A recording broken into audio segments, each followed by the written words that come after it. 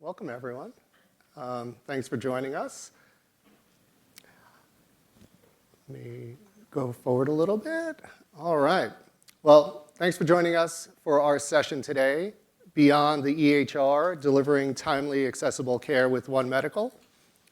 We'll give everyone a chance to read what's here up on the screen. And while you do, I'd like to say we're super excited to have you here today and to learn more about this topic, to learn how One Medical's technology platform is built on AWS. So quick check here while everyone is reading this. If this intro, what you're reading, what I'm saying sounds familiar, then you are in the right room. If it does not, I encourage you to still stay. It's going to be a fun and enjoyable session and very interesting.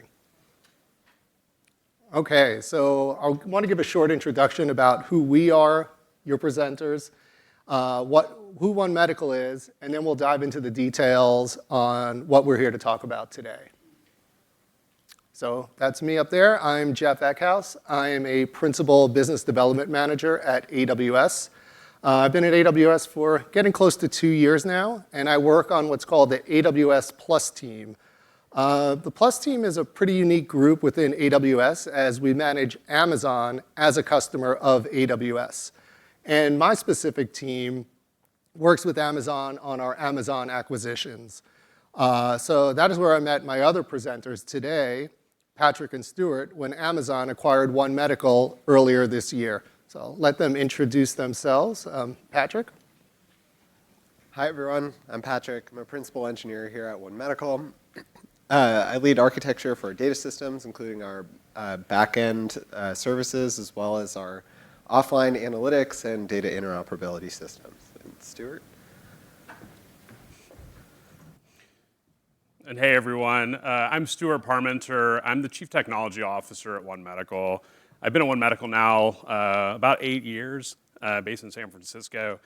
And I oversee really everything we do technical. So our product development org, which is responsible for our member-facing applications, as well as our sort of provider and care team applications, our security and IT functions, and data and analytics, and a few other things.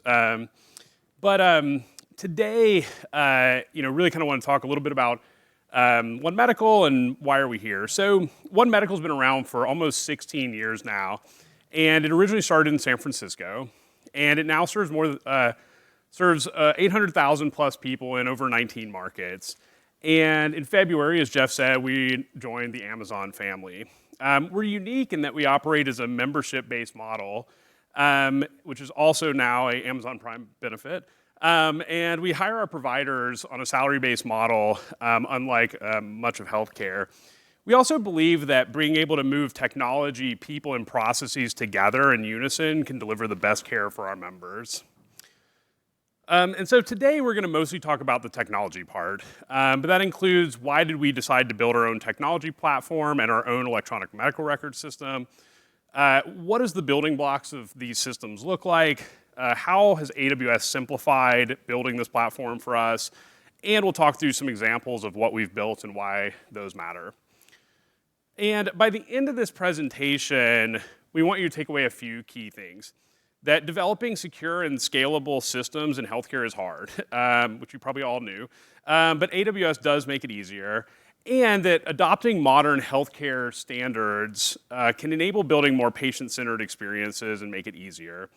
We also want you to leave with understanding how machine learning, including generative AI, can be applied to solve real-world health problems. And so we'll jump through a few of these. And, great. Let's see if I can make our slides work. Really focusing on these key takeaways. By the end of the time, I get asked all the time by many, many people, did you really build your own EHR? And the answer is yes, we did.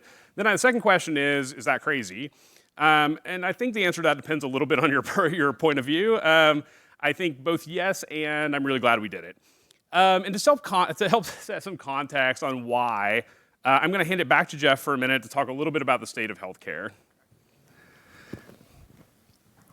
Great, thank you, Stuart. So Before we go into the details of what One Medical has built on AWS, I think it's important to understand the why. And a good place to start here is an understanding of the state of the healthcare industry today. So I think here's something we could probably all agree on. The healthcare experience needs fixing. We're many years into the digitization of healthcare, and the current state of healthcare is still pretty dismal. For most of us, we experience this as patients. At least I know I do. But this extends to others, to healthcare providers, to payers, to employers. Virtually no one in the health system is satisfied with the current state of things. So let's start with patients, because I think that's the one most of us can relate to. And I'm going to have a little interactive part of this presentation. Hopefully everyone has their coffee and they're awake. So I'd love either a show of hands or nods from the audience as I ask a few questions. How many of you have had the experience that you realize something's wrong and you need to go see a doctor, only to find out that the next available appointment is weeks or maybe months away?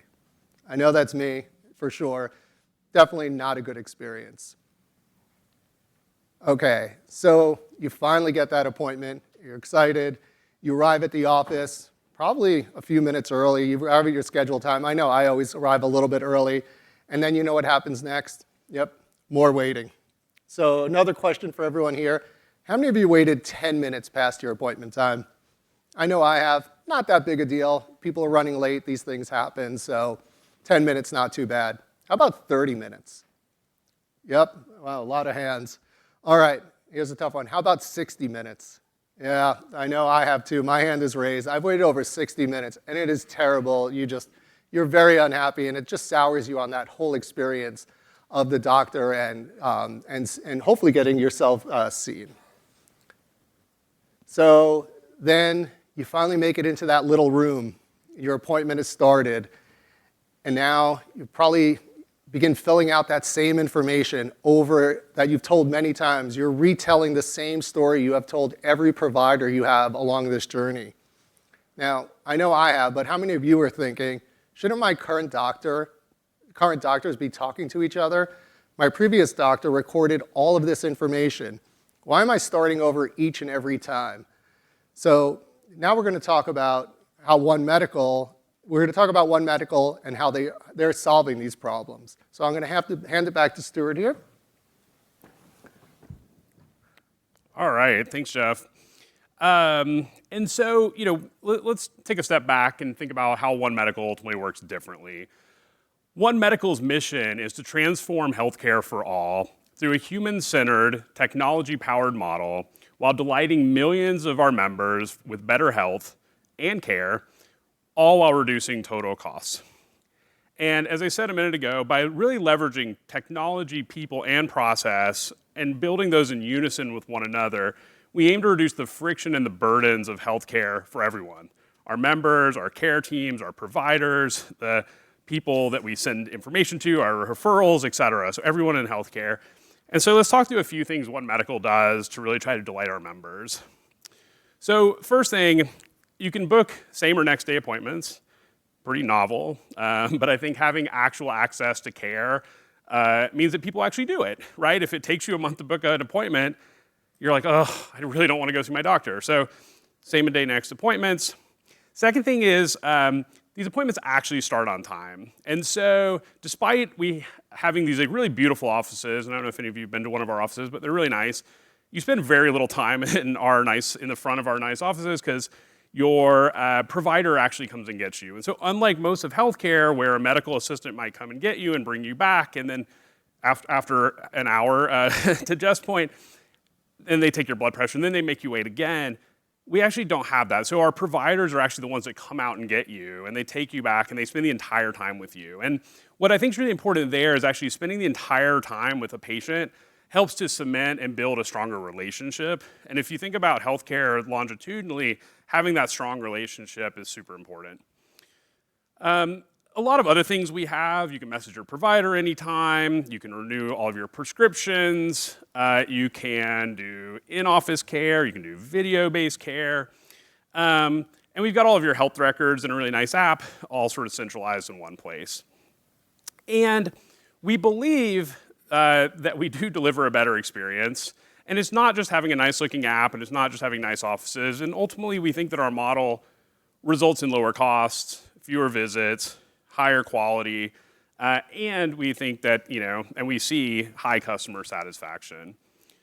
And so we'll drive a little bit into the technology here. Why do we build our own technology? And in part, it's to do all the things that we just talked about that are really hard, and happy to talk through that further. But one of the things we've built is our technology platform, and we call it One Life. And it's really the core of how we enable all these different experiences, how we enable our providers to be efficient enough for us to be able to drive our costs to the right place, et cetera. And so this common technology platform suite is really a suite of applications. It includes all of our patient-facing applications.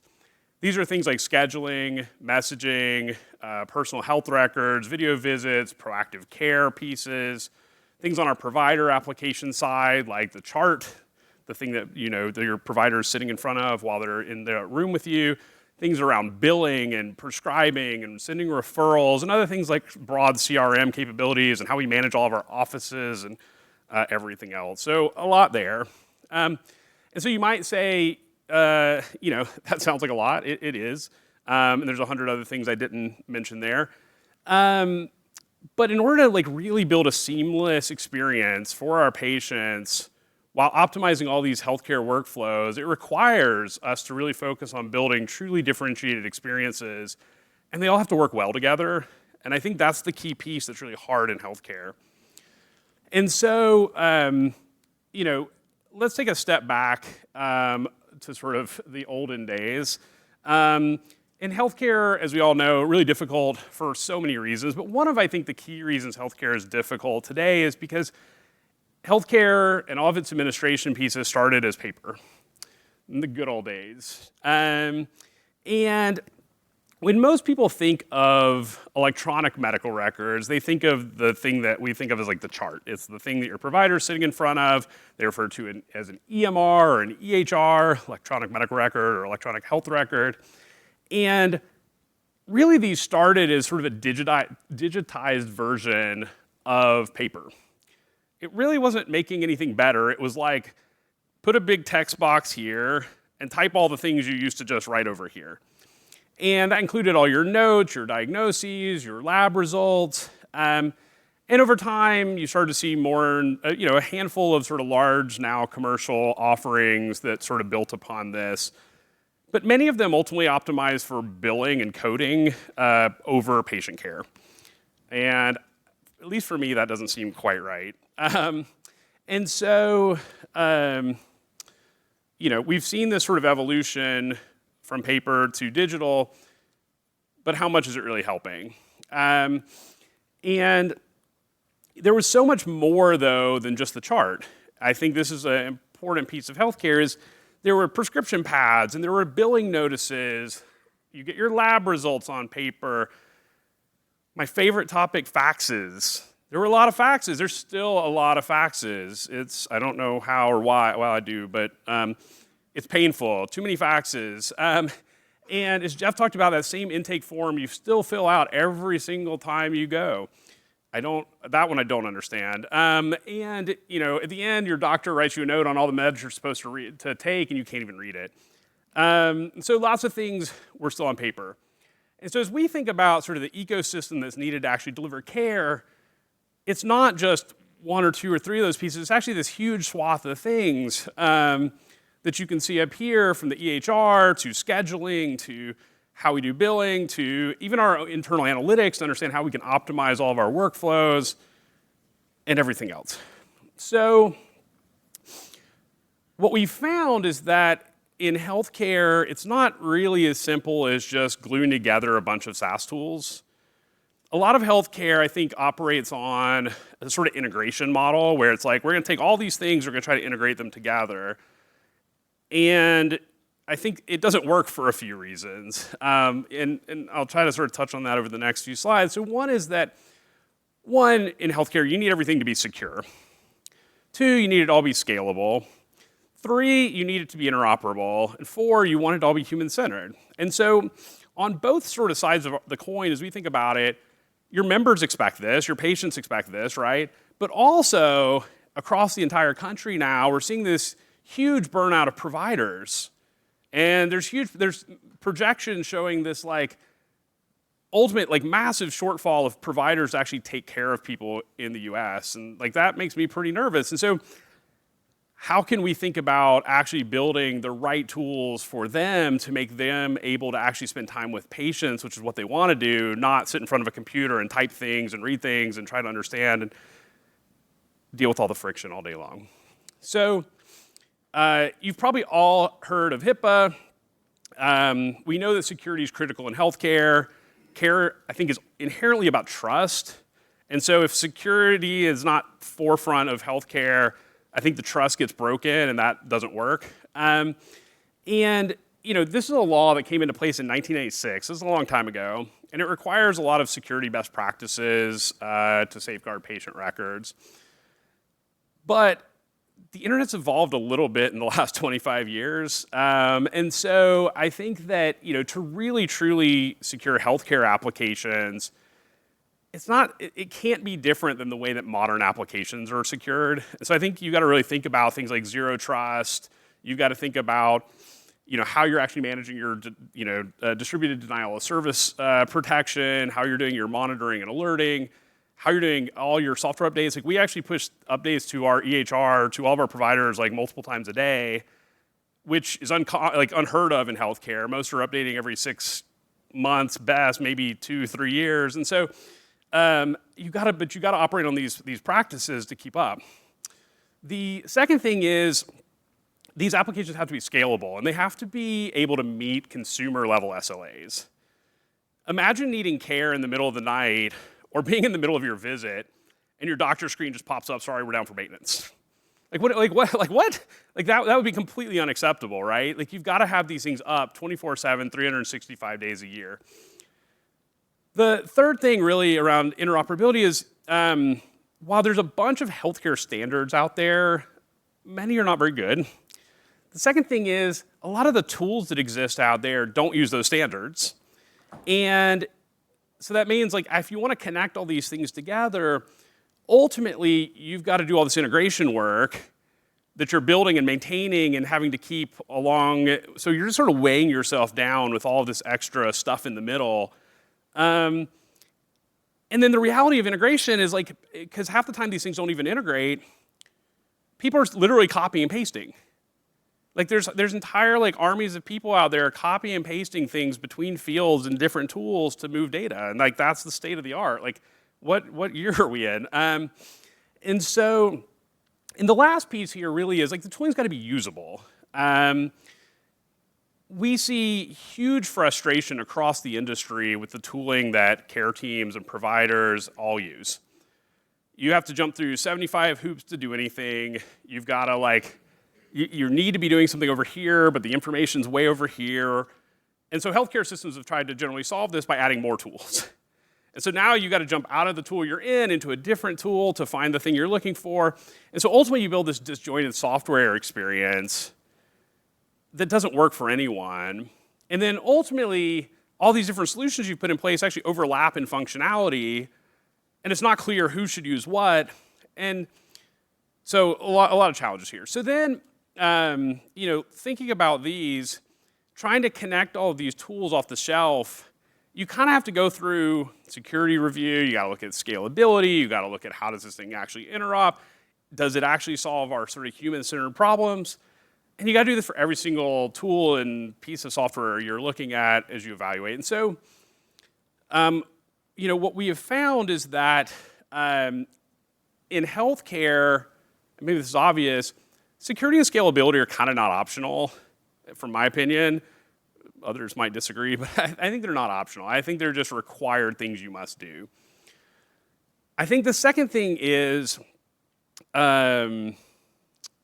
really thinking about if you're trying to wire all these things together and integrate them, can you even do it? Can you actually connect all these things together? What does that end user experience look like? Do these flows work well together? And I guess at the end of the day, are they actually achieving your outcomes? Are they achieving the goals that you've set out? And so taking a step back, it's a little bit of like, why have we built our own technology platform? Well, it's because all these disjointed things don't actually solve the problems that we're trying to solve. They don't solve the disjointedness of the experience, and we really want to reduce the friction of healthcare. We don't want to like pass along the burden that comes with all this crazy parts of healthcare to our patients or to our providers. Like, why? Isn't that what technology is for? Like, don't we want to use technology to simplify this and make this stuff easier? I think technology has made such massive improvements in so many parts of our lives, and I feel like healthcare, it's mostly made it so you get a bigger bill. And so I think that like something about that to me feels very broken. And then ultimately, we want to spend our time on the things that are differentiated. So we want to spend our time on the human problems, on building the pieces that truly differentiate our experience, and not focusing on building our own kernel or putting our own servers in a rack or trying to self-host a thing in our data center and then opening ports through our VPN to some external tool. Like, we don't want to deal with any of that. And so I'm going to hand it over to Patrick now to talk a little bit about like how we built this. What does it look like? What are the building blocks? And we'll hand it to him. All right, thanks, Stuart. So, how does this platform actually work? You're probably wondering. As Stuart mentioned, this platform underpins all of our applications, from the provider-facing chart to our patient-facing mobile applications to how we interoperate with other systems. And kind of conceptually, you can think of it as a data platform that underpins everything. And having this unified data platform allows us to quickly build new things on top of it to tailor our people experience and technology experience together. And, and before I get there, how we got to here is that we started with the question of what care do we want to deliver? What is the experience from a patient perspective, from a provider perspective that we want to give to everyone in the system? And then we worked backwards from the question, well, what technology do we need to have in order to deliver that at scale? And so iteratively through the years, we have built both these applications that stack on top of the platform and the platform together to build them together to ultimately end up with where we are today. So to ground this in the real, let's talk about an example, vital signs. Most of you are probably familiar with vital signs. They are, generally speaking, the measurements, the essential functions of the human body. They're, even in more kind of layman's terms, they're the things that they measure when you go to the doctor's office, like your blood pressure, your height, and your weight. And so our platform is built on a collection of domain-oriented primitives, with vital signs being one of them. So you can think of like many of these boxes existing within our own platform that are constructed in a domain-oriented way, so that you maps to kind of how you think of it as a practitioner. And so some of our data models and APIs are entirely proprietary to us. They're part of our own internal operations or specific to how we operate, but others aren't. Vital signs, for example, are the same concept regardless of whether it's One Medical or your local pharmacy or health system or wherever you go, it's the same thing. And in order to leverage that commonality, internally our primitives lean on open standards. And so the standard that we use internally is called FHIR, which is short for Fast Healthcare Interoperability Resources. And it's published by the agency company HL7. And this standard builds on decades of informatics work and marrying it with modern technology practices to deliver an API and data standard that both looks like how you'd expect it, but also allows us to map our data to it in a way that future-proofs our use cases and anticipates needs both inside our walls and outside of our walls. So to make this concrete, what we are looking at here on the right-hand side is an example of a data type for body temperature, which is one of the vital signs readings. And we'll talk about the specific fields in a minute. But before we even get there, let's just recognize some of the high-level facts about it.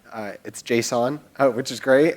For those of you in healthcare, looking at pipe-delimited fields can be a little overwhelming.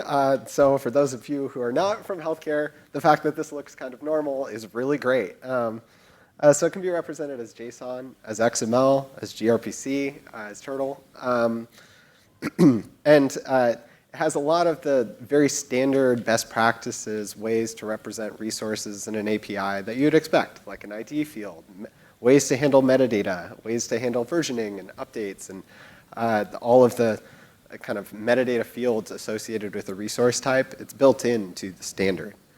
And so this is the data model. But along with it comes an API standard.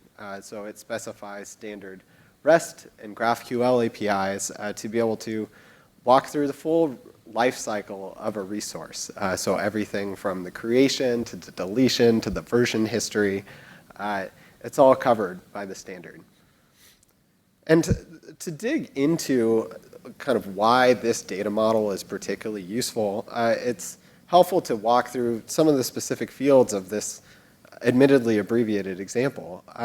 What we see here is the standard way of representing a body temperature. This is referencing a code system called LOINC. And so this is, in the healthcare industry, the standard code system or value to represent measurements internationally. And so this value, 8310-5, represents a body temperature everywhere. And this is actually a really powerful concept, even when we're thinking about it internally, because what it means is that in your applications, you're not hard-coding database IDs in your front ends or your clients. You're not passing enums across system boundaries. You're not figuring out ways to sync the context across all of your systems. You can always reference this standard value, and it's baked into the standard that that's how you represent it. And so it makes your data both interoperable externally, but also internally, which is really powerful when you think about many teams operating on these admittedly complex data models together. And furthermore, it also anticipates common data needs. So what we see highlighted here is the actual value of the body temperature. And one of the things you'll notice is that it's codified in terms of Celsius. And it has a specific unit of measure that is attached to it. And at first glance, this may seem maybe overly verbose. But one of the things that we've found is that it would be very easy if you're building an MVP to just start from, you know what, we can just tell everyone measure it in Celsius and be done with it. We're done here. But the fact is that when you start integrating with third-party systems or when you want to bolt on third-party applications into your ecosystem, sometimes one of those tools may only accept Fahrenheit. And so one of the really nice things about this is that it grounds you in a way that makes your data, I don't want to necessarily say future-proof, because that can be dangerous territory to say that you're all good forever, but it can be resilient to many different contexts and scenarios, and ones that you may not even anticipate, but will matter 5 years from now or 10 years from now. And speaking from experience as someone who's built something and sees it used 10 years later in the healthcare space, it's really helpful to have someone who's thought about it for 30 years telling you how to do it. And so to come back then to how these primitives are used internally, these primitive APIs and data types then can serve many customers. So for the example of vital signs, our patients can view and submit new ones through their mobile applications. Our providers, of course, can view and edit records within the chart during office visits. But also, our providers can view roll-ups of this data for population health metrics or to track trends and view like how things are trending over time for specific patients. And then we can also use this data in the same way, or we do use the same data in the same way during referrals of care, so that we'll send this data along with your referral to a third-party health system. And the fact this is all built using the same primitive means that they all gain the benefit of the enhancements that we make to the core platform to all the consumers. We're not making point upgrades to each of these at a time. We're making upgrades to the underlying platform, and then the benefits then trickle up to all of our consumers. And having this clear conceptual model for these primitives then allows us to map these to standardized infrastructure concepts and layers, as you'd say with an API layer and a compute and a storage layer. And this is where AWS comes in. So AWS simplifies the infrastructure needs that Stuart mentioned earlier. We talked about these four things that every healthcare applications should do, with these two things being the things that you must do. And AWS really simplifies these two, securing our applications and scaling our applications.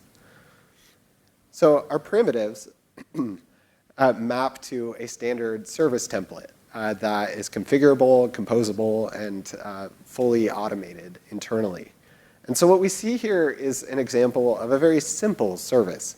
We've got API, gateway, fetching or serving requests from the internet, feeding into ECS, running on Fargate as your compute layer, with RDS serving as your storage layer.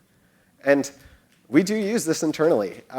While this may seem very simple, it is an effective model for cases that don't have super high traffic, that need the flexibility of relational store, and allows our teams to move quickly and iterate on their platform as they go. But just because this is simple doesn't mean that it comes with no defaults or nothing for free. One of the nice things about having a common infrastructure template for our services and for, in turn, these primitives is that we can plug into the litany of AWS services that work directly with each of these layers. So for example, at the API gateway layer, we can protect the edge with things like WAF and Shield. We can get DDoS protection. We can get best practice secrets management using Secrets Manager. We can have easy-to-use encryption using KMS. And then, one thing that is really important to call out here, none of these services have human access to any of the underlying infrastructure. So people can't SSH into any of these boxes, which makes the compliance story for these much easier. So even though this is the simple starting point of where our infrastructure starts at, it doesn't mean that it doesn't solve a lot already. Even just the base case solves a lot of those secure and scalable things by default.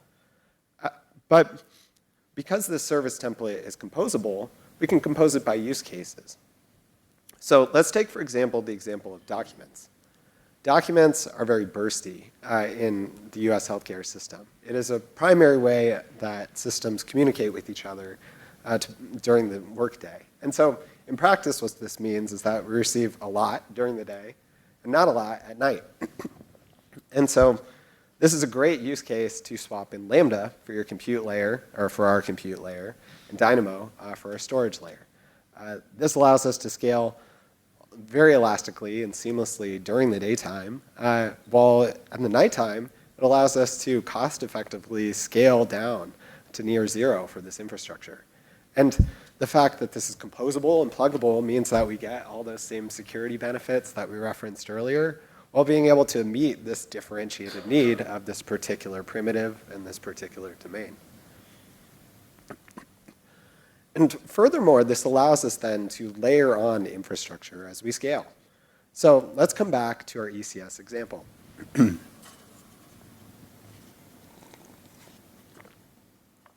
So starting from that ECS and RDS combo, when we discovered that we had database items that were creating inordinate amounts of load on our database, we were able to add a Elasticache instance to sit in front of it to shed load off the database and serve cached requests. When we hit the scaling limits of search just straight out of RDS, we're able to add OpenSearch to be able to serve more complicated search and type ahead use cases and filtering use cases. When we needed to push third-party interactions off the request cycle into background jobs, we were able to use SQS to run background jobs and have a full system for background work. And then, of course, all those documents that I just talked about, S3 was just a click away.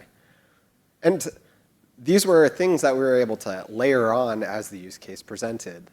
But when you look at this here, you might think to yourself, this looks like pretty normal. Like, we're at reInvent. You should be telling us some special stuff. This is like a little pedestrian.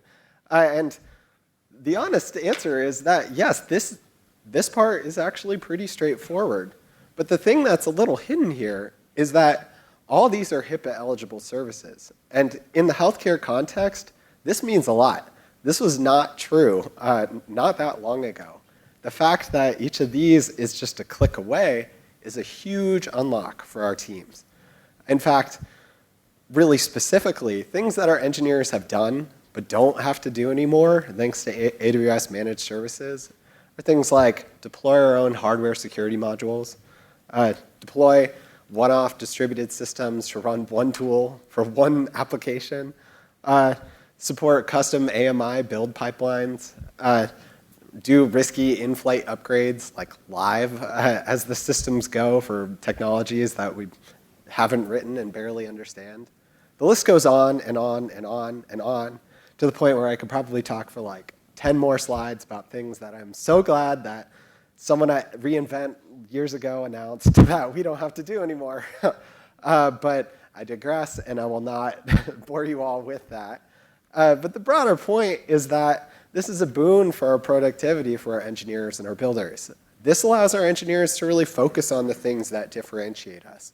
This doesn't mean that we can ignore the secure and scalable components of these requirements, but it does give us a leg up and a starting point where we can bake in those best practices to make satisfying those demands or requirements easy and straightforward, so our engineers can really focus on that human-centered aspect that we so desperately want to bring to our patients and our own employees.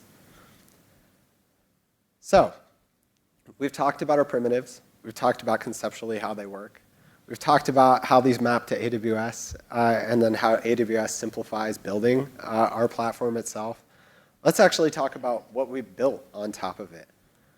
So, let's start with flu season. Flu season is upon us, as many of you know, but this comes with a little bit of confusion sometimes.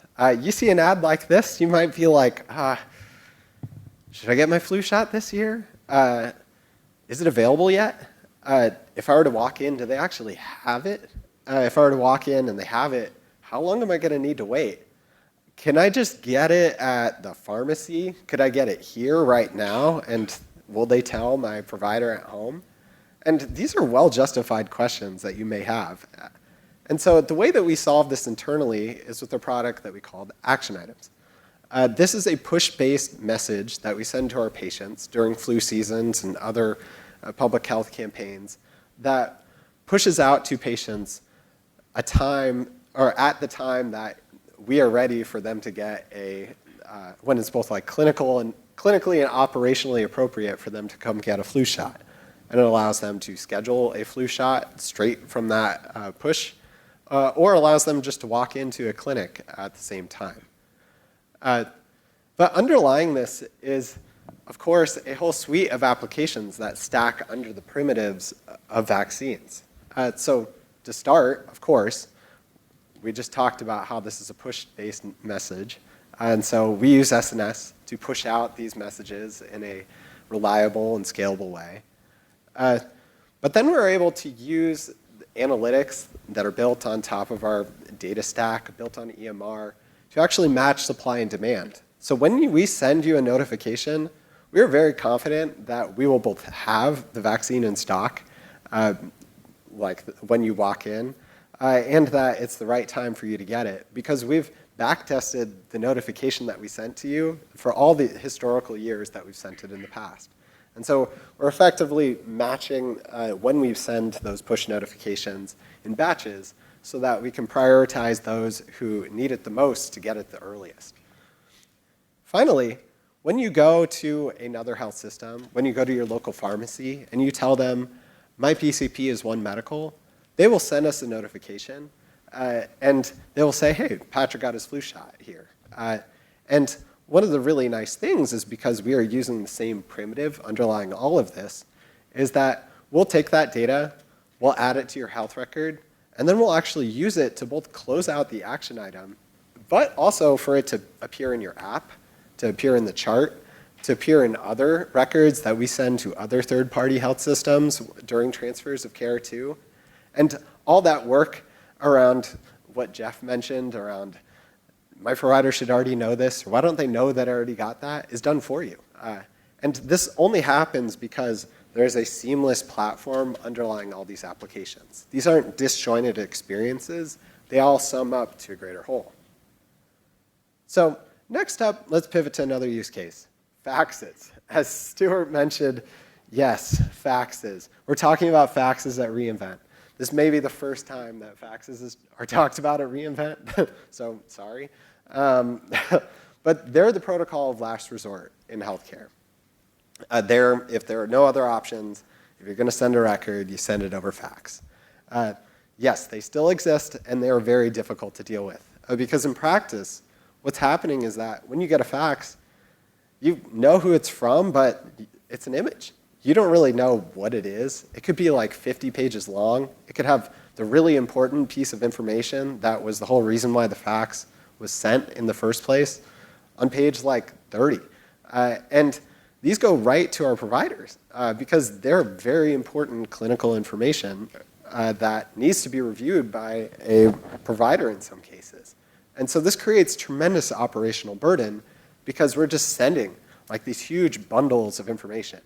Like imagine if your email was just, all your emails for the day were just like one big image that you got at like 3 in the morning that was like 100 pages long that you couldn't Command F. Like that's the equivalent of what documents are, or faxes are. It's just this like undecipherable madness that creates tremendous pain and contributes a lot to burnout. So underlying our fax system is a whole bunch of systems to make this more usable. And this is where we really lean on machine learning. So to start, we use Textract to OCR the documents. This by itself is amazing. Being able to Command F inside of a fax is really great, especially when you're doing it in aggregate. But one of the nice things about having this text is that it can be used as an input to all the downstream systems. Again, because it's all feeding through the same underlying platform and leveraging the same underlying primitive, we can start to stack things on top of it. So next, we run an LSTM model trained on SageMaker to run document classification. So as I mentioned, faxes, you get in there an image. And worst case, it could be your patient was just discharged from the ER. You need to call them right now. But sometimes it's like a clerical message, or maybe even spam. And these are things that can create tremendous waste if we spend or like push all these messages to our providers for things that actually need to go to our billing team. And so we're able to classify our messages using this model to be able to route the faxes to the right teams, the right group of people who are most appropriate for addressing whatever is in the fax. Next, we take the output of that document classification and we're able to feed it into our task management platform. This is where we're able to lean on OpenSearch. OpenSearch, being able to be fast and searchable, allows us to aggregate and quickly filter and slice and dice all of our tasks that we send out to our internal users in ways that make it seem not overwhelming and allows us to leverage our team's expertise in ways that doesn't create additional undue operational burden. Finally, one of the things about faxes is that they can have a lot of really rich information, but you might not realize the whole context of it when you first read it. You might want to know something that's in a fax a year from now. And to be able to leverage this, or to be able to address this use case, we run another LSTM model trained on SageMaker to do concept extraction of some very key, extremely important clinical concepts that exist within these large bundles of free text. things like cancer screenings, things like smoking status, and social determinants of health. These are things that may not catch your eye when you first read it, but are tremendously important as we think about long-term, longitudinal health of our patients. We want to make sure that we're really on top of these items. And so we're able to lean on the fact that this system has produced all the output needed to be an input to this model to make our faxes really usable long-term. This unlocks a lot inside of them, even though they're still faxes. So finally, let's talk about our last use case, which is messaging. Messaging is a really powerful care model. You can do it 24/7. It meets you where you are. Everyone has a phone in their pocket, and is a very common way. As we mentioned, you can message your doctor and our billing team. It's just a really easy way to interact with the healthcare system. But operationally, this is hard to scale. We allow you to message your doctor. We allow you to message our care team. We allow you to message our admin team, our tech support, and billing. But it's extremely common for a request to include many of these people in one. Or you might be messaging to one group, and actually the person who can answer it is in another. And so this can create a lot of thrash internally and makes it difficult operationally to run because there are many people involved in responding to messages. So underlying this, we again use machine learning to be able to prioritize these messages and to provide timely responses, which is really the end experience, is that no one wants to have a message with no reply for a long time. We want to provide messages that get replied to as fast as we can, to give an answer as fast as we can, because that's the experience that we want to give to our patients. So of course, to start, messaging leverages SNS again for timely and efficient push-based notifications on new messages stacked from our patient applications. But once again, we were able to use OpenSearch to power what we call SmartQueue, our task management platform, to efficiently route tasks to the right people and the right groups of people at the time.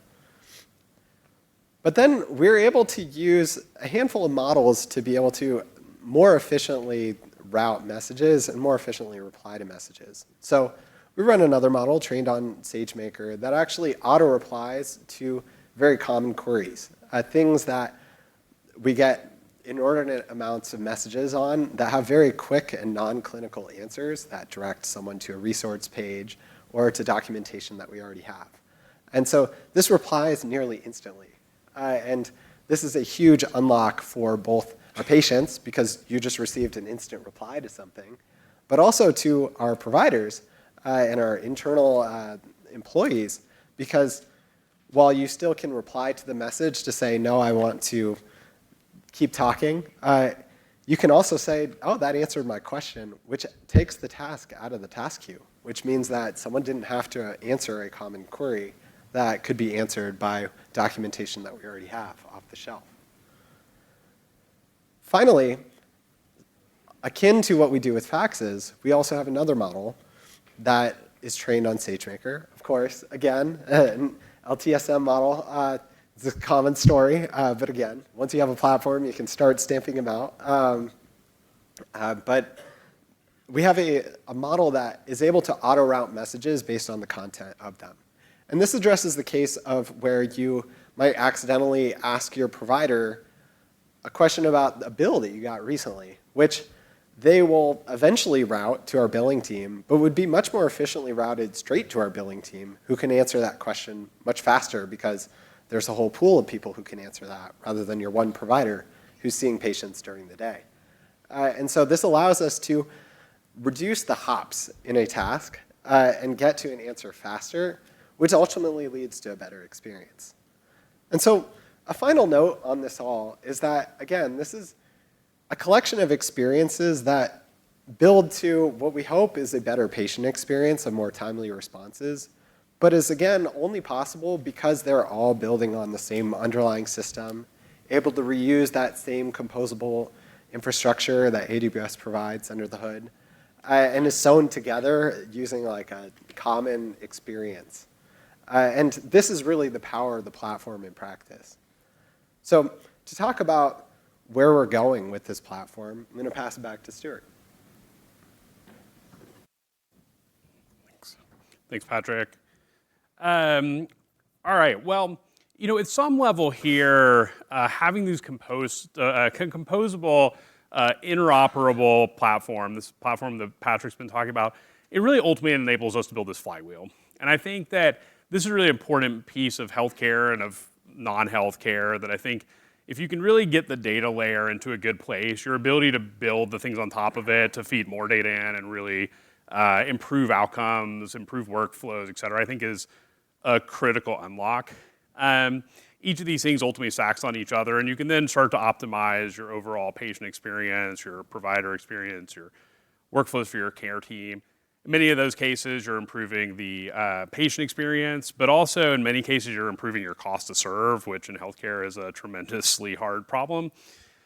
And so, part of the flywheel that we're building, and I feel like we couldn't probably go to a talk this year without talking about generative AI for a second, is that there's a number of simple things that we're working on. Some to make it easier for our providers to write thoughtful and empathetic messages to help save them time.